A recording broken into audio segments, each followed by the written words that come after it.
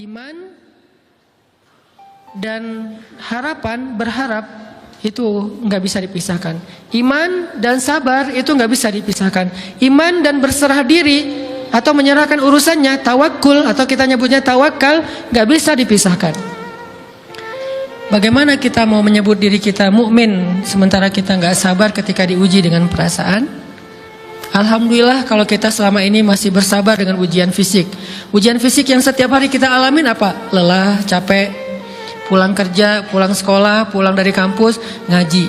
Capek kan? Belum lagi macet-macetan, belum mandi pula.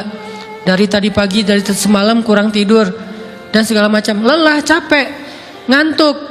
Kadang-kadang sampai drop kesehatan kita. Kita bisa laluin itu. Nggak apa-apa, capek-capek juga. Yang penting saya pengen belajar.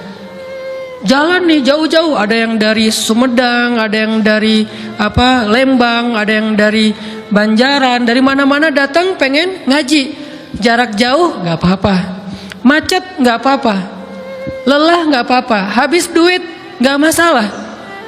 Tapi sampai di sini kesenggol dikit aja sama teman kita, dalam ucapan mungkin, dalam ekspresi kadang-kadang kita senyumin nggak dibalas senyum, atau mungkin hal-hal sepele. Itu bikin seolah-olah amal kita yang udah habis-habisan tadi jadi berkurang sampai habis pahalanya. Ujian perasaan. Kadang-kadang datang ke sini nggak ada rasa tidak nyaman sedikit mungkin dengan teman kita atau dengan orang yang di sebelah kita, akhirnya kita merasa tersinggung, akhirnya kayak jadi berlebih-lebihan.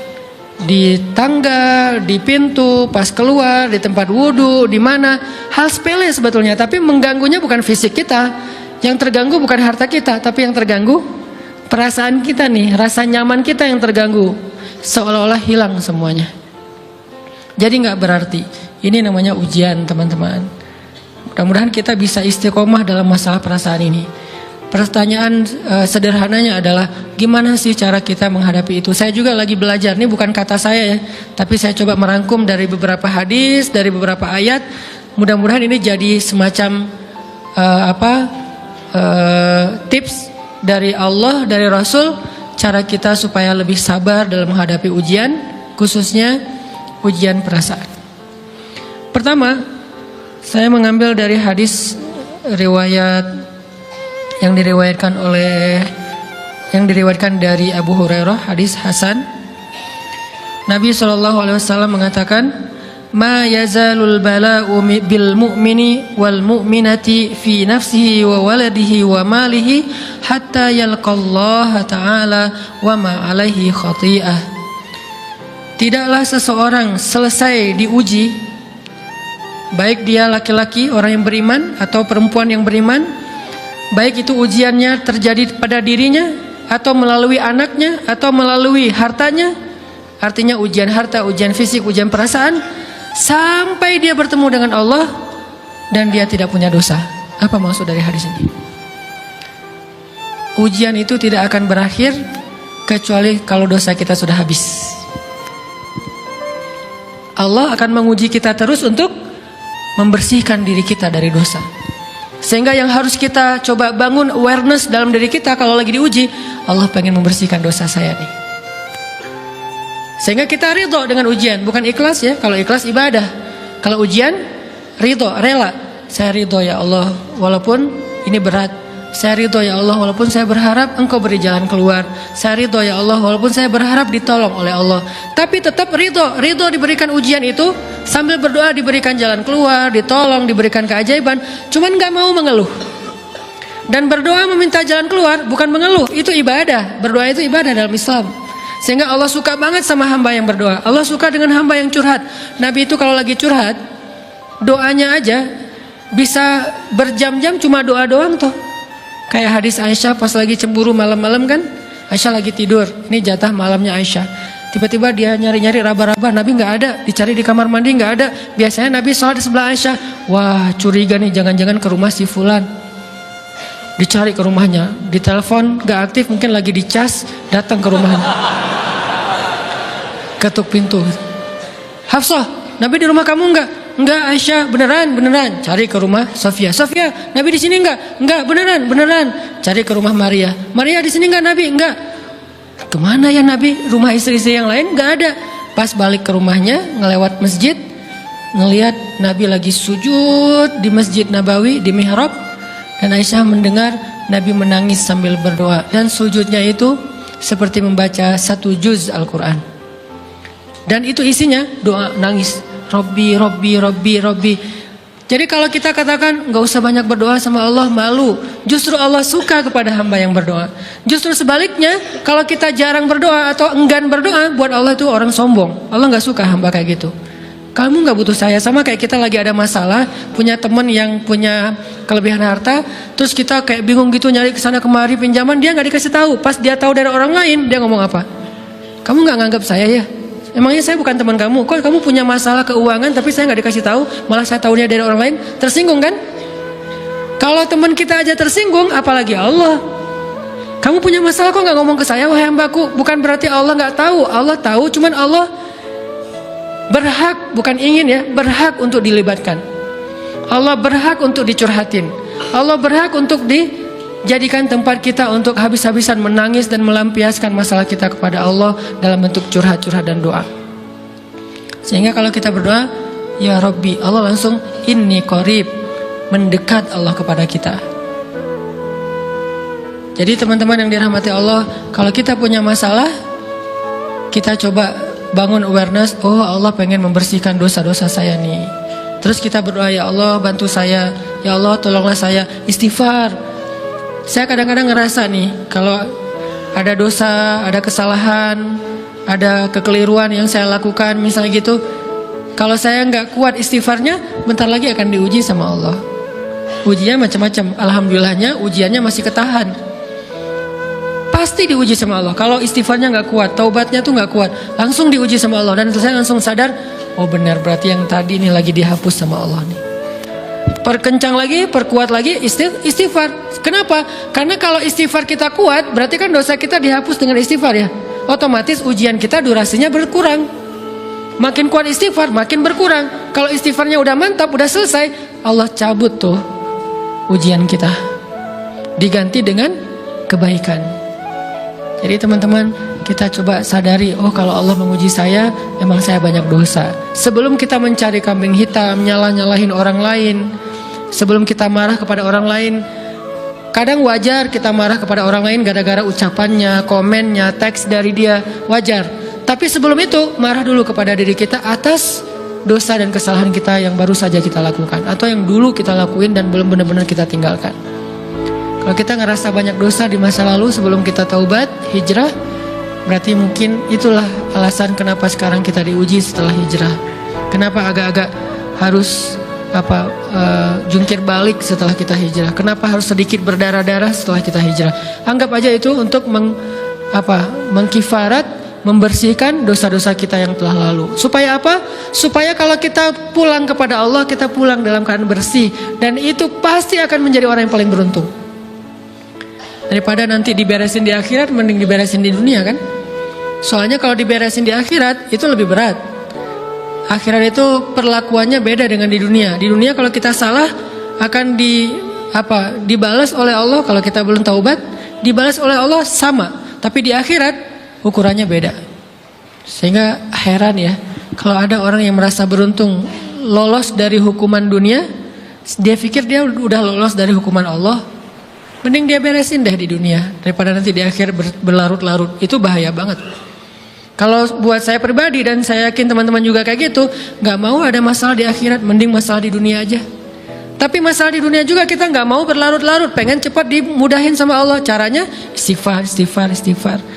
Tidaklah Allah memberikan kepada kita ujian kecuali salah satu alasannya pengen menghapuskan dosa. Idza kathurat dzunubul 'abdi wa lam yakun lahu min 'amalin liyukaffiraha fabtalahu Allahu bil hazan liyukaffiraha. Kalau seorang hamba banyak dosa dan dia enggak cukup amal untuk mengkifarat dosa-dosanya, Allah akan menguji dia dengan rasa sedih, dengan rasa kecewa, dengan rasa berat, sakit hati untuk mengkifarat dosa-dosanya. Itu yang kita bangun. Sehingga kalau ada masalah sama orang lain, kita memperbaiki diri dulu. Bukan sibuk dengan kesalahan dia terus menerus yang gak mau kita maafin. Misalnya ada teman kita nih, jadi clash sama kita. Hal pertama yang kita bangun, astagfirullahaladzim, saya banyak dosa nih. Tapi kan yang salah dia, ya. Tapi mungkin dia nggak akan mengatakan kalimat itu, nggak akan bersikap kayak gitu kalau kita nggak punya dosa. Allah sengaja mengutus dia untuk menguji kita lewat kata-katanya, lewat perilakunya, karena kita punya dosa. Jadi penyebab pertama diuji itu bukan teman kita yang salah, itu penyebab kedua. Memang dia salah, dan itu harus kita akui, realistis lah. Dia salah, dia nggak pas, dia nggak bijak, dia apa. Oke, tapi yang mentakdirkan dia salah kepada kita Allah Subhanahu Wa Taala. Kenapa Allah takdirkan gitu? Karena kita masih punya banyak dosa. Allah kirim kita ujian, bisa manusia, bisa alam, bisa dalam diri kita sendiri. Itu semuanya adalah cara Allah untuk menguji kita dan membersihkan dosa-dosa kita. Ini yang kita bangun pertama. Yang kedua, kata Nabi di dalam hadis Bukhari, "May yuridillahu bihi khairan."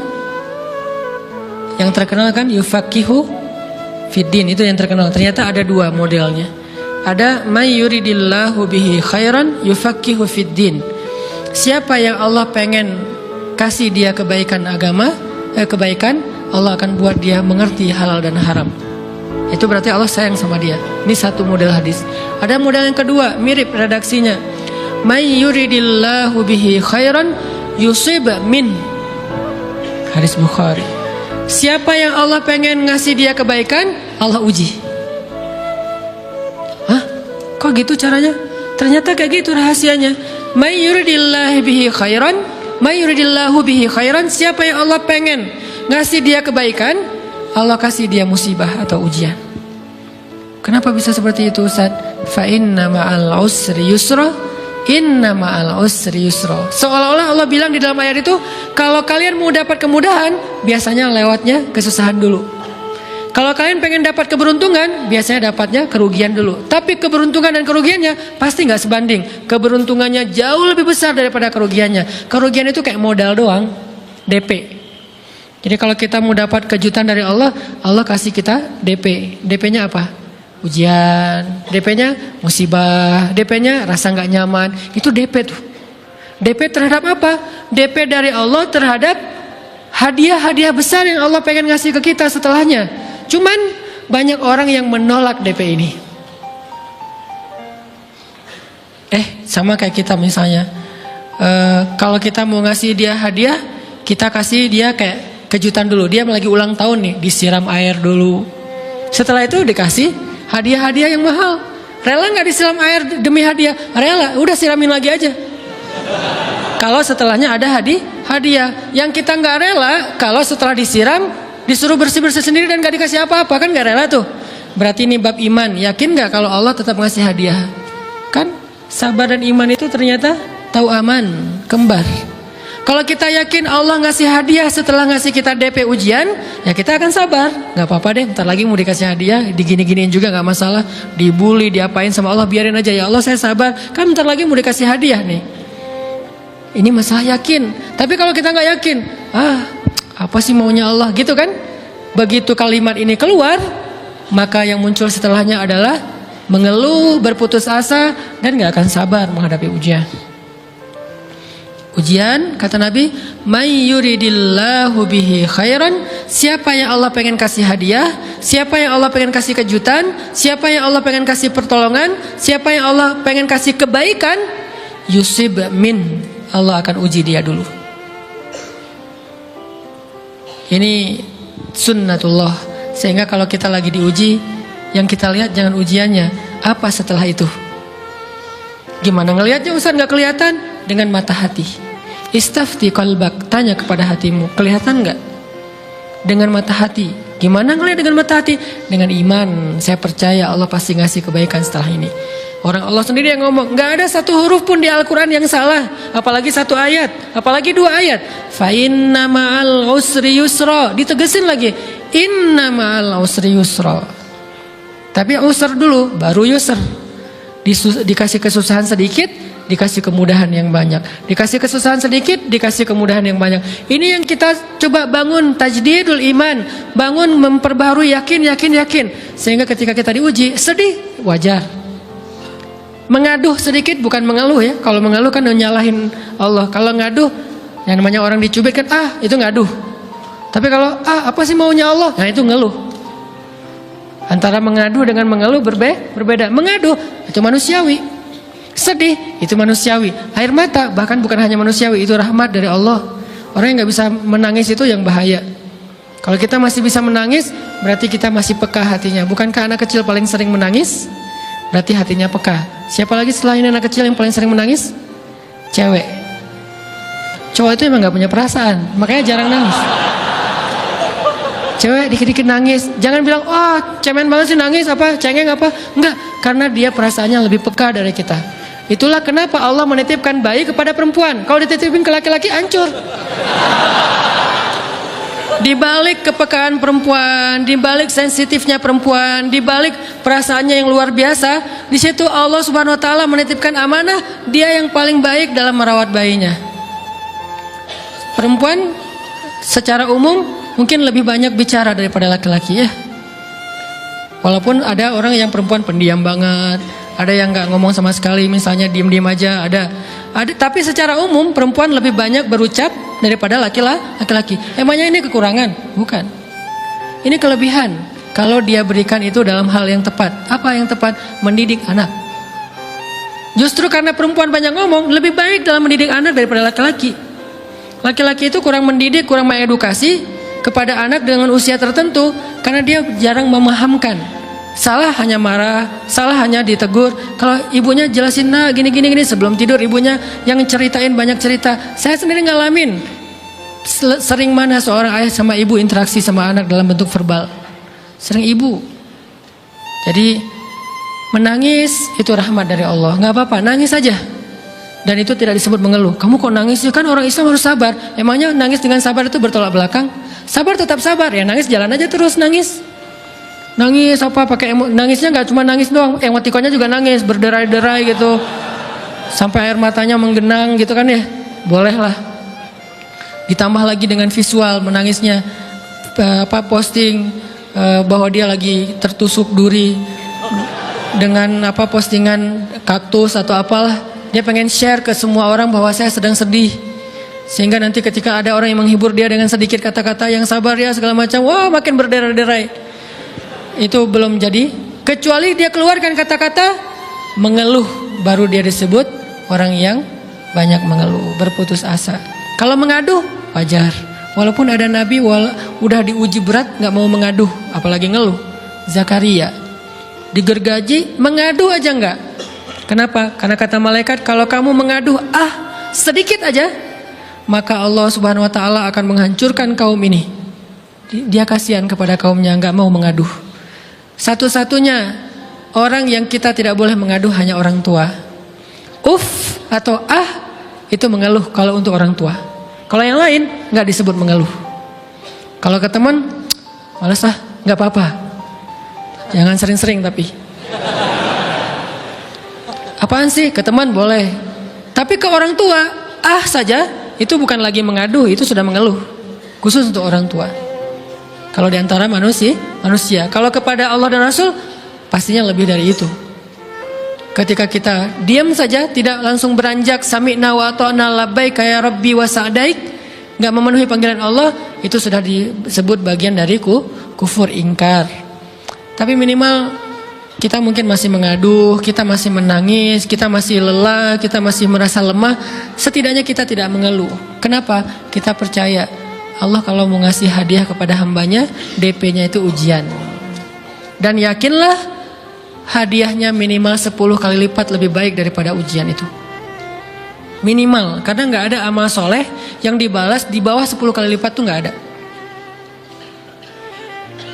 Amal soleh, amal ya bukan niat. Amal yang udah kita kerjakan minimal dibalas 10 kali lipat, minimal. Maksimalnya bighairi hisab, tanpa batas. Bighairi hisab, tanpa batas. Ada yang 700 kali lipat kayak sedekah, tapi tetap aja ayat sedekah di akhirnya ujung-ujungnya apa? Bighairi hisab juga kan? Berarti sedekah itu minimal dibalas 700 kali lipat minimal. Kalau kita yakin.